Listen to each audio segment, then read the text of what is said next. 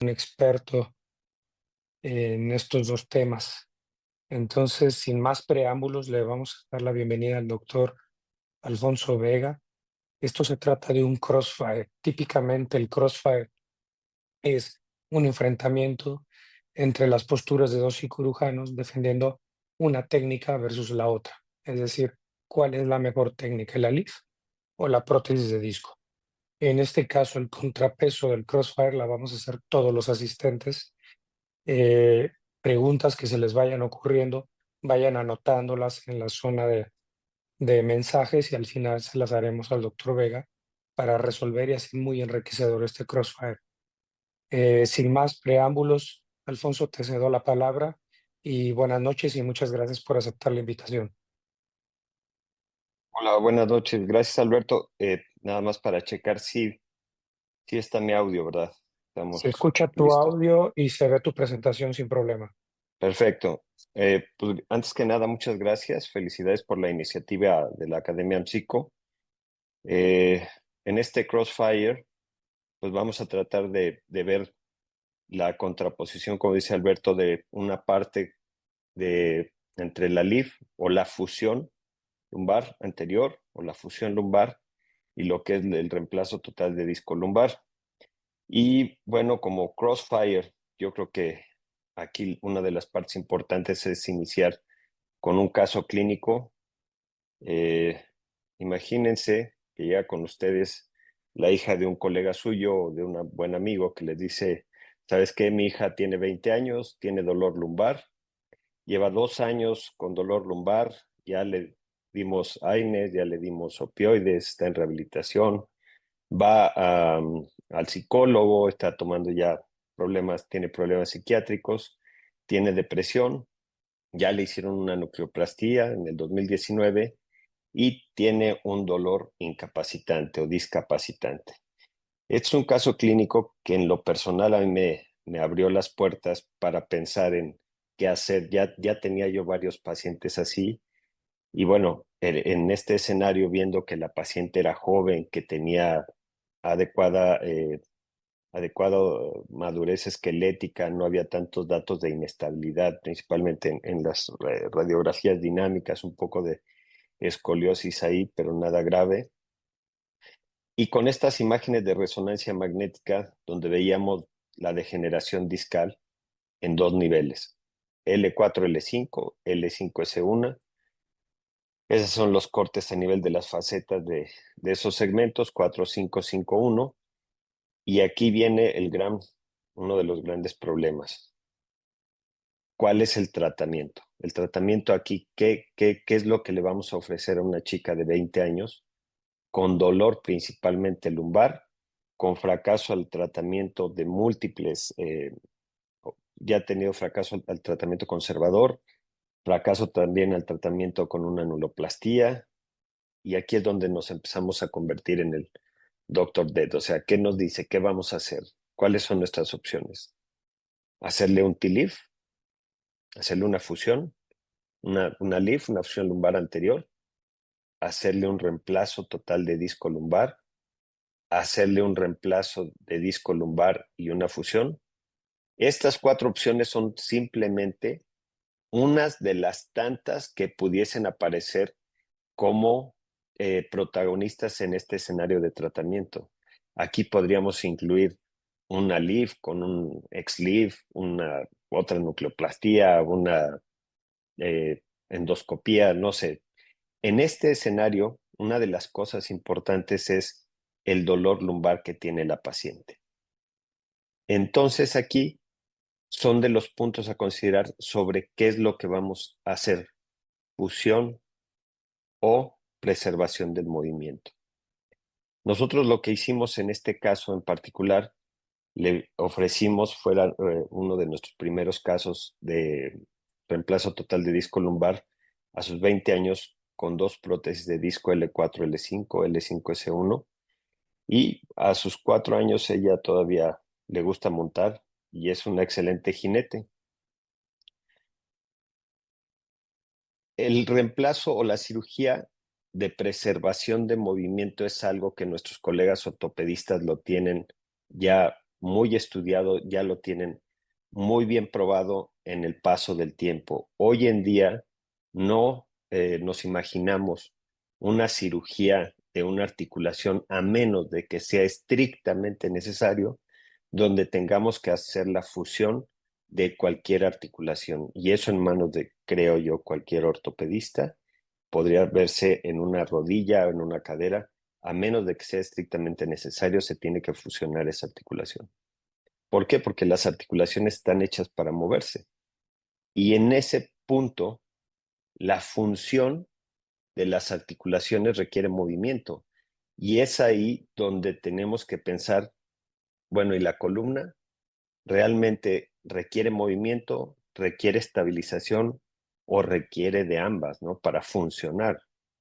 El doctor Mackenzie ya lo decía, que tanto la estabilidad como la movilidad en la columna vertebral funcionan de manera concomitante. Sin embargo, a la longevidad, la columna no funciona con el puro propósito de la estabilización por sí sola, sino que también requiere movimiento. Esto es algo muy importante. ¿Por qué? Porque es algo que tenemos que considerar cuando vamos a plantear un tratamiento quirúrgico en la columna lumbar. ¿Cuáles son los objetivos de la fusión lumbar? Creo que todos los tenemos muy claros. El ALIF es una cirugía que elimina el dolor, restaura la altura del disco, corrige las deformidades que llegan a tener la columna vertebral, tanto principalmente de forma sagital, menos de forma coronal, restablece el balance de la columna vertebral. Sin embargo, elimina el movimiento del segmento vertebral, lo cual al tiempo favorece la degeneración del segmento discal adyacente. Y esto nos hace preguntarnos si la fusión es igual a la función. Si el someter a un paciente a una fusión, en este caso una fusión lumbar anterior, una LIF, le va a restablecer la función al paciente o la función al segmento vertebral. Hay diversos estudios en los cuales se compararon las tasas de fusión de los procedimientos, principalmente lumbares anteriores con las cajas de Ray, cuando se empezó a utilizar el Infuse en las cajas de Bach, donde empezaron a observarse que no todo el éxito radiográfico era similar a lo que era el éxito clínico. Y esto principalmente, ¿por qué? Porque no todos los pacientes fusionados tenían adecuado, persistían con dolor lumbar o persistían con dolor radicular. En este punto es donde aparece la artroplastia lumbar. La artroplastia lumbar que tiene inicialmente los mismos objetivos que la cirugía de fusión. Elimina el factor generador de dolor, que es el disco intervertebral, restaura la altura del disco, mantiene el balance de la columna vertebral. Tenemos que entender que esta cirugía de preservación de movimiento es para una columna que se mueve, que se mueve. Es una estabilización dinámica. No es para una columna que ya ha perdido esa capacidad de movimiento. A diferencia de la fusión lumbar, la artroplastia lumbar mantiene los rangos del segmento, los rangos de movimiento del segmento vertebral y desacelera la degeneración discal del segmento adyacente. Esto es una parte crucial en esta toma de decisiones de lo que vamos a plantearle a los pacientes. ¿Cuáles son las indicaciones de la artroplastia lumbar? Edad entre 18 y 60 años, enfermedad discal degenerativa de 1 o 2 niveles, un Oswestry mayor de 30, pacientes que tengan dolor, principalmente dolor lumbar, fracaso al tratamiento conservador mayor de 6 meses, pacientes con adecuada calidad ósea, eso es muy, muy importante. Todos los pacientes deben tener una densitometría y algo que se recomienda son pacientes que no tengan factores psicológicos asociados. Probablemente son las mismas indicaciones si nosotros queremos hacer una cirugía de fusión lumbar anterior. Algo bien importante que tenemos que considerar, cómo vamos a definir la enfermedad degenerativa discal a nivel lumbar, como dolor lumbar o radicular con la degeneración del disco, principalmente confirmada por la historia clínica, el examen físico, y uno más de los estudios que se recomiendan aquí, como las radiografías, tomografía, resonancia magnética y nosotros en lo personal no hacemos discografías y normalmente la degeneración discal en la que entran los pacientes para el tratamiento del reemplazo de disco son pacientes con un Firman 3 o 4. ¿Cuáles son las contraindicaciones? Principalmente inestabilidad. Hay estudios donde consideran una listesis mayor de 3 milímetros, es una contraindicación, una escoliosis mayor de 11 grados, con pacientes que tienen defectos de la pars interarticular, pacientes con artrosis facetaria, pacientes con osteopenia, obesos o pacientes que tienen factores asociados como tumor, infección o fracturas. Dentro de la evolución de la preservación de movimiento, hoy en día podemos hablar de que existen 4 generaciones de prótesis de disco lumbar. La primera generación, que fue la prótesis Charité, que se desarrolló en el 84 en Alemania, que empezó sus estudios en la FDA en el 2000 y fue aprobada hasta el 2004. La segunda generación, que es ProDisc 2, esta fue desarrollada por Thierry Marnet en Francia, y esta empezó sus estudios en la FDA en el 2002, aprobada para el 2006. Esta segunda generación tiene 3 grados de libertad de movimiento. La de tercera generación, que es Active L, esta prótesis fue desarrollada por el grupo del doctor Rolando García. Empezó sus estudios en Estados Unidos en el 2007 y fue aprobada hasta el 2015. Entonces, esta prótesis es de tercera generación, tiene 4 grados de libertad de movimiento. Hoy en día, aunque todavía no hay prótesis aprobadas por la FDA, las prótesis viscoelásticas probablemente sean el futuro de lo que va a ser una prótesis que simula totalmente un disco intervertebral. Tienen la capacidad de una absorción de impacto que las otras prótesis no. Tienen un núcleo artificial y tienen 6 grados de libertad de movimiento y prácticamente tienen todos los movimientos de lo que es el disco intervertebral fisiológicamente. Hay otro tipo de prótesis que se están desarrollando principalmente para evitar el abordaje lumbar anterior, como son las prótesis de disco posteriores, como la que ven en la parte de arriba de su pantalla, en el lado derecho. Estas prótesis de disco se tienen que hacer una laminectomía, una facetectomía. Son 2 prótesis que se ponen como un PLIF y se tienen que complementar con unas prótesis facetarias como lo es el TOPS. Hay otras que se desarrollaron, que las desarrolló el doctor Pimenta, que es unas prótesis de disco que se meten por un abordaje transpsoas lateral. Sin embargo, estas no llegaron a buen fin, ya que todas tenían mucha subsidencia porque su centro de movimiento era muy inestable y tenían muchas fallas mecánicas.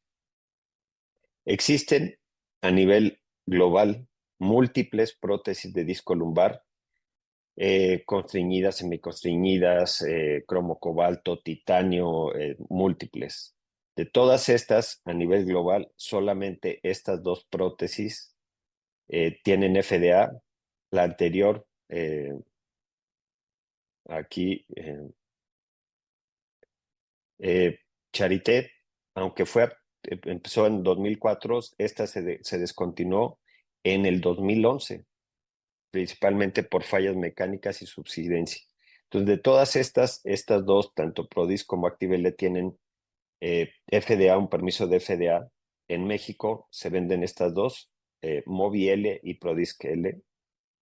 Y bueno, estos son algunos datos que yo encontré de la experiencia que existe en México en relación al uso de prótesis de disco lumbar. Veamos aquí que está publicado por el grupo del doctor Reyes Sánchez del Instituto de Rehabilitación. En el 2003 ya habían hecho un seguimiento de 11 pacientes que sometieron con ProDisc número 2 o ProDisc 2.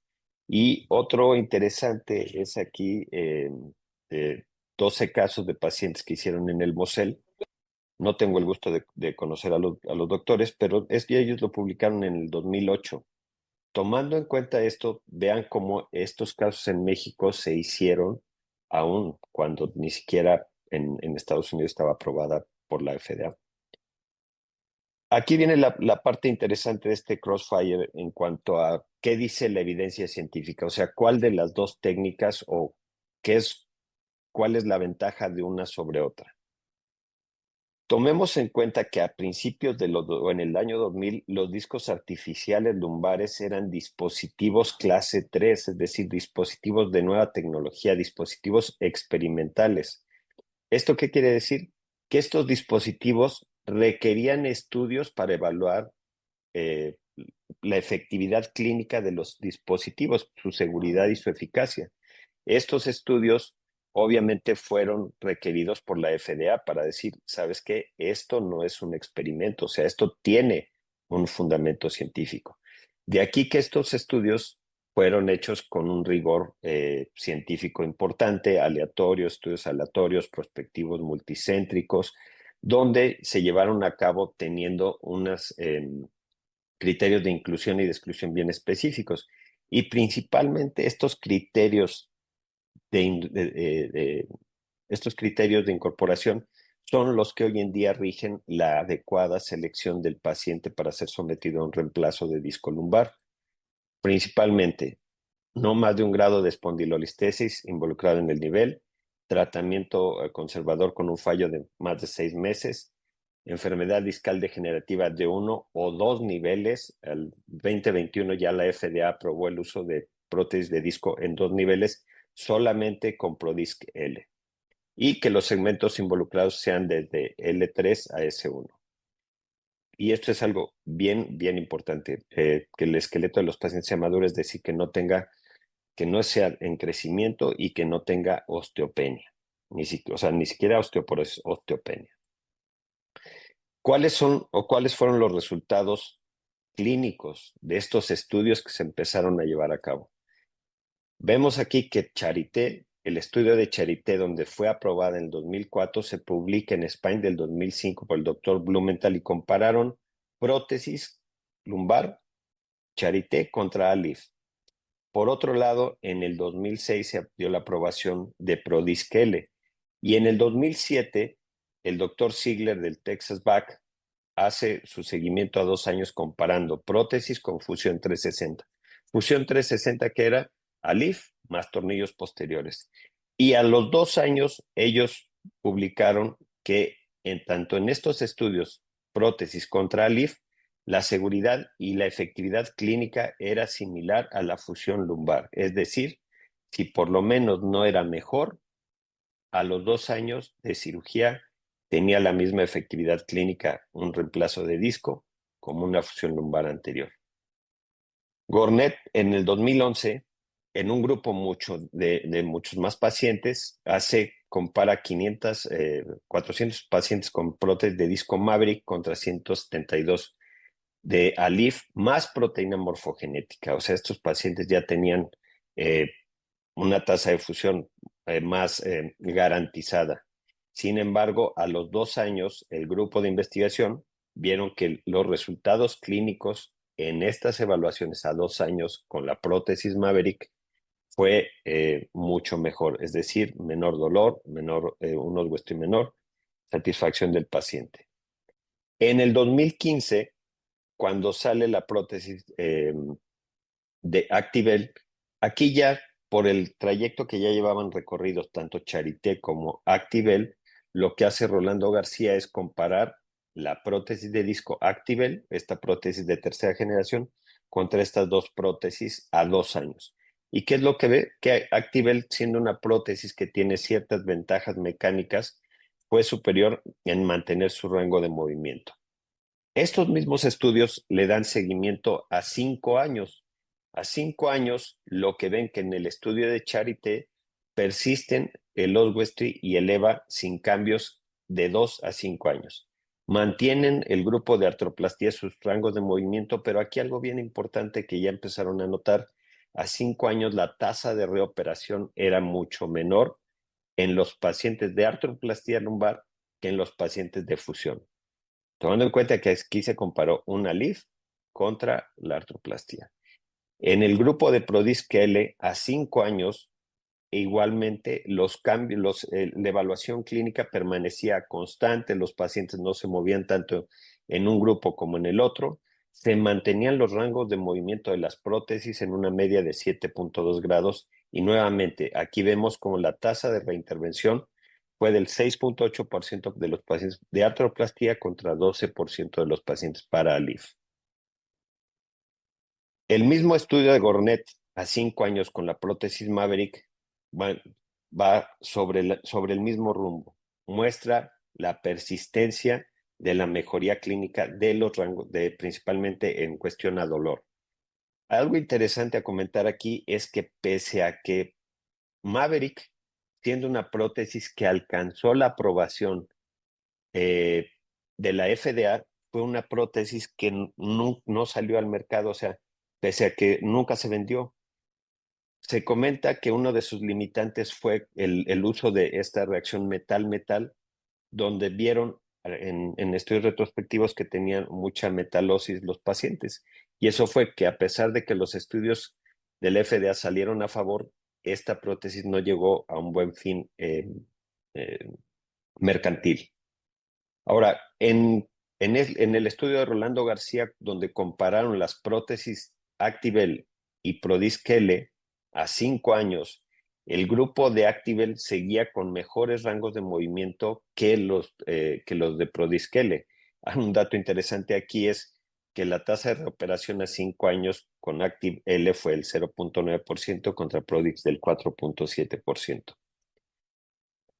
Aquí, en este metaanálisis del 2018, 4 estudios controlados y aleatorios a largo plazo, 5 años, con un nivel de evidencia 1. Vemos aquí cómo la evidencia científica es muy alta cuando se comparan estos dos, en los estudios de Gornet, de Goyer, de Ziegler y un estudio europeo. Todos ellos comparan ALIF contra prótesis, ya sea Charité, Maverick, Prodisquele, y este estudio europeo donde también aquí comparan tanto la fusión lumbar como PLIF, TLIF contra varios tipos, PRODIS, Charité, Maverick.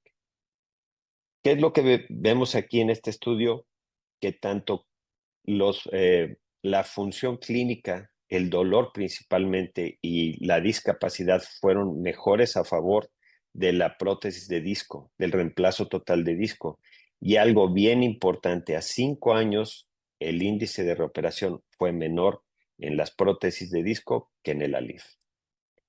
La artroplastía lumbar, esto concluye el estudio, es una alternativa efectiva y eficaz a la fusión lumbar para la enfermedad discal degenerativa. ¿Cuáles son los resultados a 7 años? Aquí este estudio de 7 años, donde es el mismo estudio de Prodisc contra o versus Activel. Los beneficios de Prodisc y Activel se mantienen después de 7 años para dolor lumbar, calidad de vida y el uso de opioides. ¿Qué es lo que vamos viendo en este punto?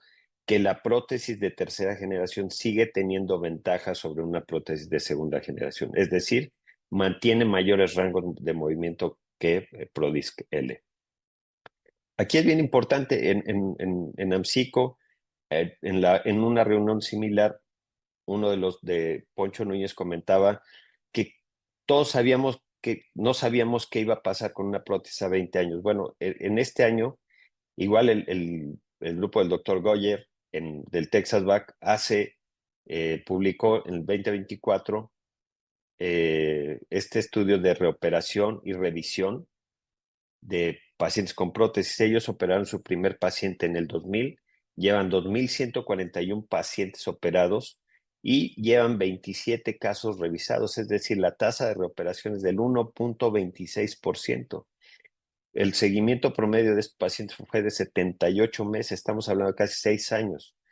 De estas reoperaciones, la extracción del dispositivo se realizó en 24 pacientes, es decir, 1.12%, y 3 pacientes fueron sometidos a revisión por problemas no en relación al dispositivo. Un punto importante a considerar aquí cuando hablamos de reoperación es que el 40.7% de las revisiones o remociones ocurrieron en los primeros 25 casos de prótesis de disco lumbar realizada por los cirujanos.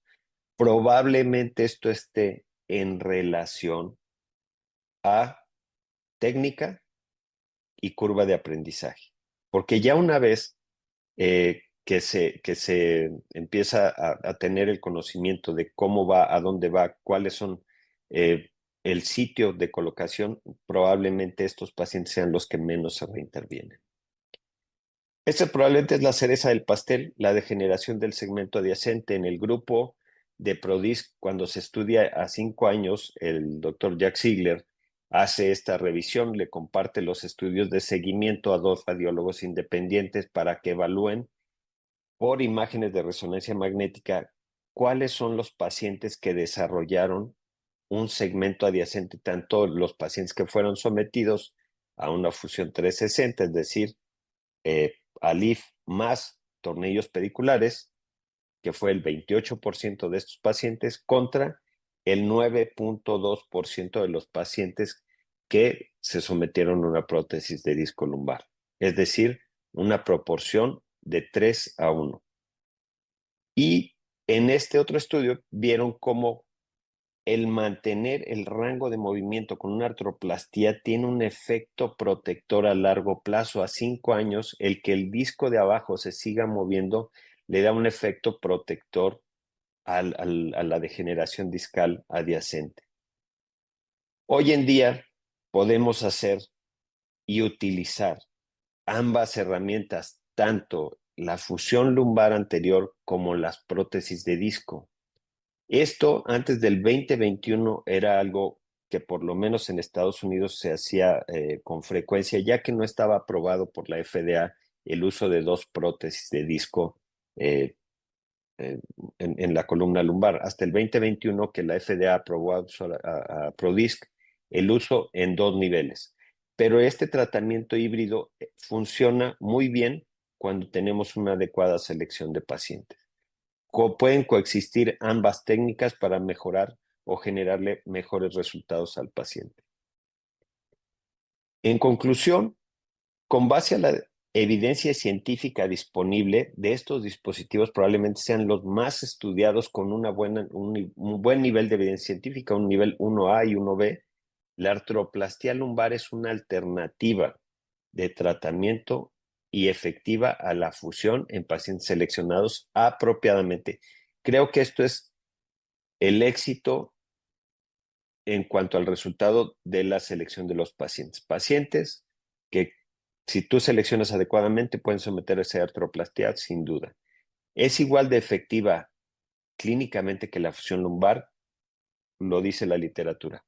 ¿Disminuye el riesgo de segmento adyacente? Lo dice la literatura. ¿Hay un menor riesgo de reoperación a 5 años? Está sustentado por la literatura.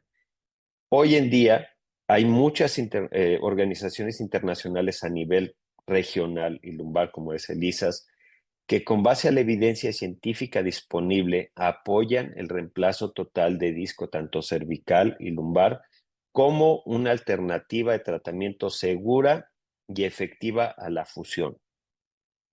Esto lo podemos ver en este cuadro donde como el NAS, como en Reino Unido, Canadá, Europa, Australia, se han puesto las pilas y han recomendado o ellos recomiendan que la prótesis del reemplazo total de disco lumbar sea considerado como un estándar de tratamiento en el paciente que tenga una enfermedad discal degenerativa sintomática, por lo menos hasta que salió este artículo, que fue en el 2017 para un solo nivel. Pero esto, el que sea considerado la prótesis de disco un estándar de tratamiento, es algo que sí lo debemos contemplar como parte del armamentario que le vamos a ofrecer a nuestros pacientes que tienen criterios específicos para someterse a este tipo de tratamientos. Muchas gracias. Muchas gracias, doctor Vega. Le agradecemos mucho la presentación, muy, muy completa, muy descriptivo sobre las indicaciones de los tratamientos a corto, mediano y largo plazo. Vamos a continuar con la parte de la sesión que son el crossfire con las preguntas. Vamos a iniciar con las preguntas hacia hacia las personas que se encuentran conectadas y sobre lo que han publicado en en el chat. ¿Qué hay acerca sobre los residuos o el debris de las prótesis? Obviamente ha modificado esto con el cambio del metal-metal al polímero que se utiliza ahora para las prótesis y la vida media de estos implantes. El debris precisamente se eliminó o hay prótesis que no salieron al mercado como lo es Maverick, que se puso, incluso hay pacientes que tienen aquí en México que se puso Maverick, pero precisamente por el debris metal, no se recomiendan y evolucionaron a las prótesis con polímetros con estos núcleos de polietileno de ultra alta densidad, que en teoría generan o no generan este debris, porque no está en contacto el metal con metal. Y de la otra pregunta, se supone que las prótesis están probadas mecánicamente en los laboratorios para 68 millones de ciclos, algunas 68 millones de ciclos, y eso les da, en teoría, una comparativa como a 25, 30 años de uso. Muchas gracias. Otra de las preguntas es, ¿qué criterios tomográficos o por resonancia magnética al valorar y enfocarnos a nivel de las facetas utiliza para indicar o contraindicar la prótesis? Pues más que nada que no tengan, a nivel tomográfico, dos cosas utilizo la tomografía. Para evaluar la artrosis facetaria, pacientes con un grado 3 de artrosis facetaria probablemente ya no están ahí como al límite, pero eso es principalmente la artrosis facetaria. Y dos, el tipo de plataforma que tiene el paciente. Pacientes que tienen mucha concavidad, tienes que saber también qué tipo de prótesis vas a poner ahí, porque puedes fracturar la plataforma o puedes tener un anclaje no tan adecuado, que es muy cóncava, principalmente la plataforma en L5S1. Y criterios de resonancia magnética, pues que no tengas un colapso del disco muy severo. Pacientes con degeneración firman 3-4 principalmente. Muchas gracias. Algo también asociado a las facetas, la angulación de las articulaciones facetarias, sabemos que va cambiando desde la lumbar 1 hasta L5, S1. ¿Qué criterios utiliza en la angulación facetaria para indicar o contraindicar la prótesis y la presencia o no de la hidrartrosis facetaria? La presencia no de Hidrartrosis facetaria. pues mira, en el punto donde hay una degeneración discal, sabemos que el paciente, por el proceso degenerativo discal, va a haber una transferencia de cargas a las facetas. Si puede haber hidratosis facetaria o sinovitis facetaria, más sin embargo, si es una degeneración discal muy, muy, muy severa, ALIF. Si es una degeneración discal facetaria moderada, aún con hidratosis facetaria, creo yo que pueden ser candidatos a una buena para la prótesis de disco. Y la morfología de las facetas cuando son verticales o la articulación facetaria vertical o sagital, o más horizontales, ¿qué criterio Eh, utiliza el doctor? No, en lo personal, no, o sea, es principalmente donde las vemos más horizontales cuando son más arriba, ¿no? L2, L3, 4, 4, 5. Pero si tiene buenas articulaciones, pues si tiene buenas facetas, no es una contraindicación, ya sea estén horizontales o verticales. No, en lo personal, no es algo que me contraindique la colocación de una prótesis. Muchas gracias.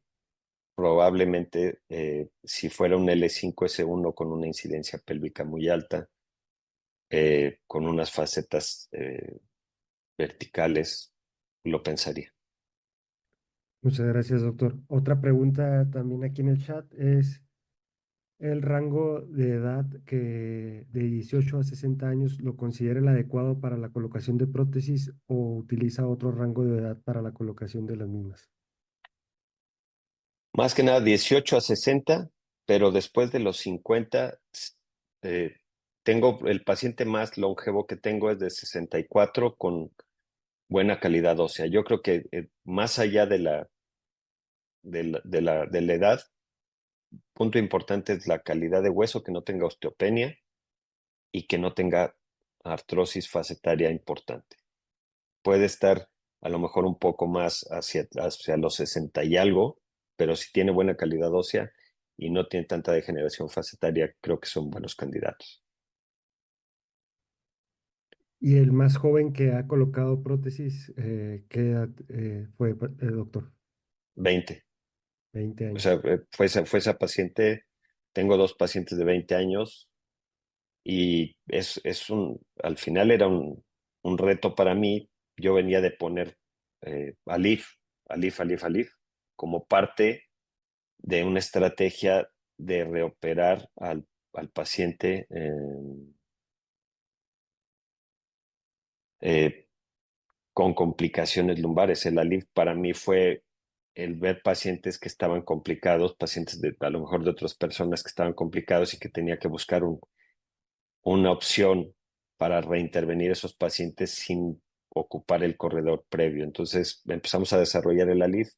Me tardé muchos años en migrar hacia la preservación de movimiento, pero ya conocía las ventajas del abordaje quirúrgico. Entonces creo yo que esa parte de evolución te abre mucho la puerta para obtener unos buenos resultados si seleccionas bien al paciente. Muchas gracias. Otra pregunta también aquí en el chat es pacientes que ya fueron operados previamente de una disectomía secundaria, una hernia lumbar y que hicieron un abordaje posterior, ya sea tubular o abierto, ha recurrido a la colocación de prótesis posterior como cirugía de revisión. Sí, o sea, incluso la pacientes que han tenido microdisectomías que tienen integridad facetaria, sí los hemos reoperado. Pacientes con hernias de disco migradas, extruidas, donde predomina o está el dolor lumbar y el dolor radicular, se puede por el abordaje lumbar anterior hacer la resección de la hernia y los pacientes que tienen integridad facetaria, así se han sido reoperados, sí se les puede hacer una revisión, una reoperación a través de una prótesis de disco lumbar. ¿Considera usted la infiltración grasa como un parámetro o para contraindicar la prótesis lumbar? La infiltración grasa en los músculos. Sí, sí, en multífidos paravertebrales y un paciente con datos de sarcopenia como una contraindicación de prótesis.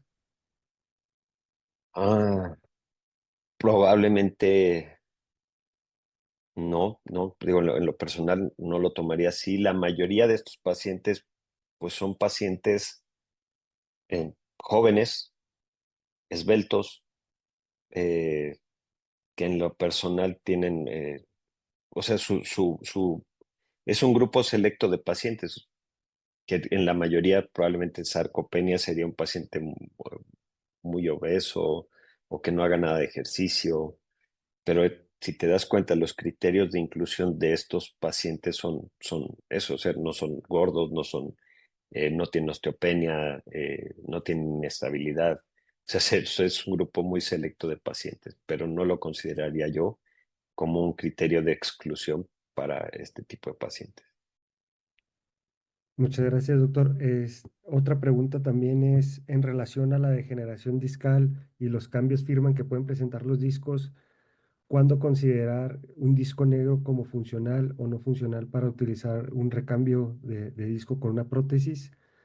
Y si ha utilizado o qué ha encontrado con las resonancias magnéticas dinámicas.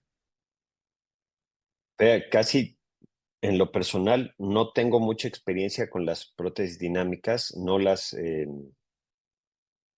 me gusta la calidad que tienen, eh, se me parece es de 0.5 teslas. El disco intervertebral con cambios MODIC, ¿me dijiste? ¿O firme, Firman. de generación firme? O sea, tiene que ser realmente para que haya una contraindicación de prótesis, un colapso vertebral muy, muy, muy severo que muchas veces va de la mano de una artrosis facetaria muy importante. Y ahí, pues difícilmente vas a colocar una prótesis de alto de 1 centímetro, que son normalmente las que hay aquí. Hay otras más pequeñas que creo que Mobi-L es un poco menor de 1 centímetro, pero un disco totalmente colapsado difícilmente lo va a abrir una prótesis, o corres el riesgo de que tengas un fracaso, te expulse ahí la prótesis, o que las mismas facetas no se abran y eso también te va a hacer un efecto de cizalla en la parte posterior. Muchas gracias. Otra pregunta más es, basándonos en las incidencias pélvicas altas y bajas y los diferentes implantes y las angulaciones en plataforma superior e inferior de las prótesis, en incidencias pélvicas altas, ¿qué combinación de angulación en la prótesis prefiere utilizar? Es- hay, hay unas que son de 11 grados, pero lo que se modifica ahí, por lo menos en Prodisc L, son las que están más anguladas.